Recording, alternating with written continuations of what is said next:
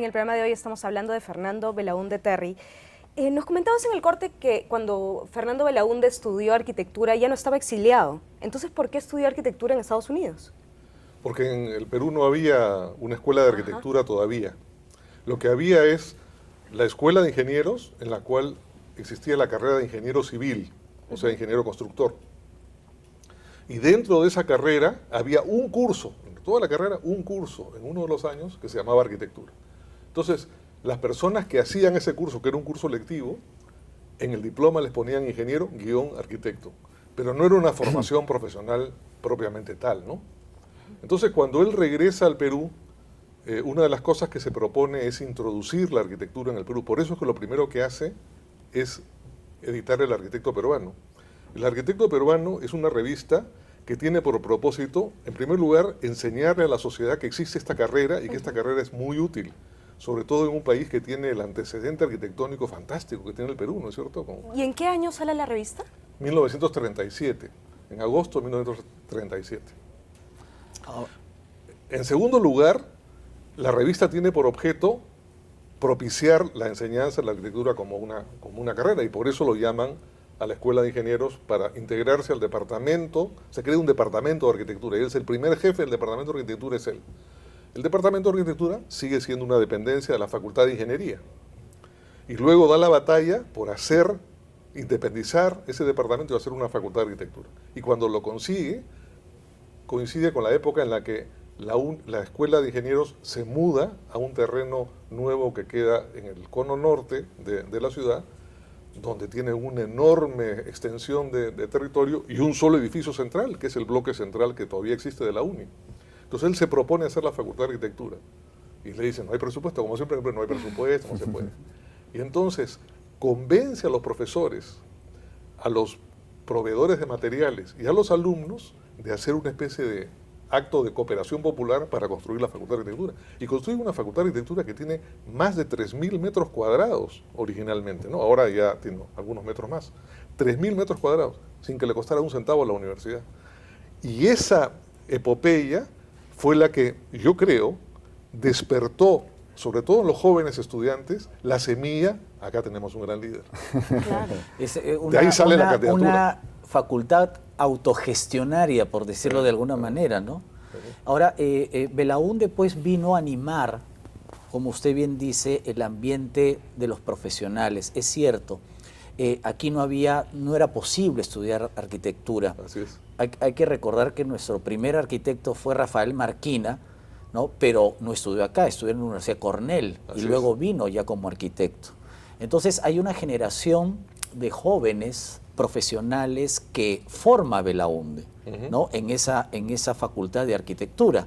Y lógicamente tienen la revista como proyecto paralelo para seguir sensibilizando a la población, ¿no? al Estado peruano sobre la necesidad de tener arquitectos. Sin embargo, yo quisiera apuntar un asunto respecto a Belaúnde. Belaúnde era un entusiasta, apóstol, digamos, por los proyectos de vivienda popular. Yo siempre le digo a mis alumnos que Belaúnde no fue un arquitecto que quiso ser tal para ganar dinero, o sea, para construir un edificio para una empresa privada o para construirle una casa a una familia con recursos. Él estaba enfocado en el proyecto de la vivienda popular y las unidades vecinales. ¿Cuál es la genealogía del interés de Belaúnde por la vivienda popular? Bueno, la genealogía, en primer lugar, proviene de la época universitaria. En ese momento, Inglaterra, que siempre ha sido un país líder en materia de políticas sociales, de infraestructura, tenía una serie de propuestas nuevas, una de las cuales era la de las ciudades jardín, ¿no es cierto?, que es tomar un trozo grande de territorio, construir las edificaciones de vivienda en el perímetro y en el centro dejar un gran espacio libre para tener el esparcimiento, los juegos, el colegio. Las piscinas, los gimnasios, las canchas, las escuelas. Entonces la familia podía estar tranquila de que sus hijos jugaban en un sitio en el que el automóvil no les podía hacer daño. Era una ciudadela dentro de la ciudad. Y además, fíjate, hay que tener en cuenta que no solamente era la obra física, sino de que Belaúnde siempre nos decía, y dice en sus escritos, por ejemplo, hay que ser propietarios a los desposeídos. Y para ello incluso impulsó el Banco de Materiales, también fomentó el crédito, de tal manera de que buscó que aquellas personas que no tenían acceso a la habitación o a una vivienda digna, desarrolló todo este conjunto, esta estrategia como una política de Estado. Y prueba de hoy, por ejemplo, lo tenemos en Santa Rosa, que es una ciudadela que tiene como 20.000 familias. La ciudad satélite. La ciudad satélite. Luego también tenemos acá Limatambo, San Borja, Marbella, San Felipe. San Felipe es algo, digamos, ejemplar y también, yo diría, emblemático, porque, como muy bien dice Miguel, la combinan no solamente la vivienda, sino el espacio libre, la luz, el aire y también centros comerciales, como ahora lo que estamos viendo. Y eso lo desplegó a nivel nacional. Yo diría que además de construir las viviendas, detrás de eso hay un profundo sentido humano que a él siempre se le caracterizó, de darle una vida digna a todos los peruanos, a todos aquellos que se favorecieron con este programa. Claro, y que la vivienda popular tiene que ser vertical, ¿no?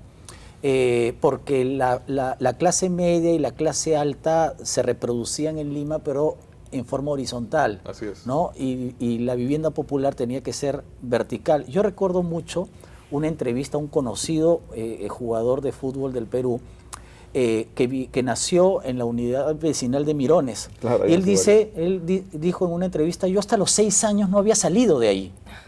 Claro, porque era todo un complejo, tenían parroquia, tenían comisaría, tenían posta médica, o sea, tenías canchas de fútbol, y lo que hablábamos en otro programa es que si nosotros tuvimos, por ejemplo, una generación importante de futbolistas entre finales de los 60 y comienzos de los 70, muchos habían nacido en las unidades vecinales, donde podían practicar el fútbol y el fulbito todo el día, sin salir del barrio, porque era crear barrios en Lima, ¿no?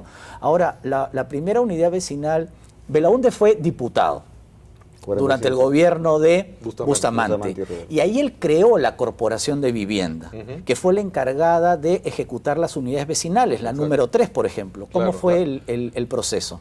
Bueno, lo que se hizo simultáneamente fue crear la Corporación de la Vivienda y crear una institución que se llamó la OMPU, una institución que ahora ya no existe, Oficina Nacional de Planeamiento y Urbanismo, que tenía por objeto hacer los planes reguladores de las ciudades, que es lo que se ha abandonado, y por eso el desarrollo del Perú tiene el caos que tiene ahora desde el punto de vista urbanístico. Entonces, el primer plan regulador que se hizo para Lima tenía a la Avenida Argentina como un eje industrial y a la Avenida Colonial como un eje habitacional. Entonces la idea era que las unidades vecinales a la margen, digamos, izquierda de la Avenida Colonial alojaran a los obreros y operarios que iban a trabajar en las industrias. Entonces estaban a 2 cuadras de distancia de sus industrias. Esa fue la idea del plan. Entonces había una concatenación de 5 unidades vecinales, empezando por el Callao y terminando en Lima, pero por razones de las facilidades para conseguir el terreno y lo que fuera, la primera que pudieron hacer fue la llamada unidad vecinal número 3. Claro. No se llama número 3 por un culto al número, sino porque eran 5 y entonces... Claro, porque yo una vez traté de buscar dónde está la 1 y la 2 y no existen. O sea, la primera unidad vecinal es la número 3. Claro, en realidad sí existen, lo que pasa es que después vino el régimen de Odría y como siempre pasa en el Perú le cambiaron de nombre a las cosas. Pero Odría construyó Santa Marina en el Callao, esa es la unidad vecinal número 1. Ya. Después hay una segunda que no me acuerdo si se construyó o no, la 3. Matute, ¿no? Matute es después con Odría. Claro, es con Odría y ya en la Victoria, ¿no? Sí. Y después viene Mirones, Mirones creo que es la 4, y la 5 es una que se llama Agrupamiento Alexander, una pequeña que queda más cerca de la Plaza 2 de Mayo. Además, hay un dato que mucha gente no sabe, que cuando Belaúnde fue diputado, él dio una ley, que no recuerdo su nombre, sobre la propiedad horizontal. Sí. ¿Qué cosa quiere decir? Que hasta esa ley, si alguien construía un edificio podía tener un solo propietario. Así es. Por lo tanto, si yo construía un edificio, lo máximo que podía hacer era para usarlo yo para las oficinas de mi compañía y el resto para alquilarlo. Por lo tanto, no era negocio construir un edificio, porque si tú lo alquilabas, las ganancias se veían a mediano o largo plazo. Entonces, por esta ley de Belaúnde, justamente para impulsar la construcción de edificios en Lima, se dio una ley por la cual uno podía ser propietario de los departamentos y las áreas comunes. Entonces eso impulsó la construcción de edificios porque el constructor sí puede recuperar su dinero inmediatamente, ¿no? Claro, bueno, tenemos que irnos a un corte y en el siguiente bloque hablaremos de Fernando Belaúnde y su vida política. Ya regresamos.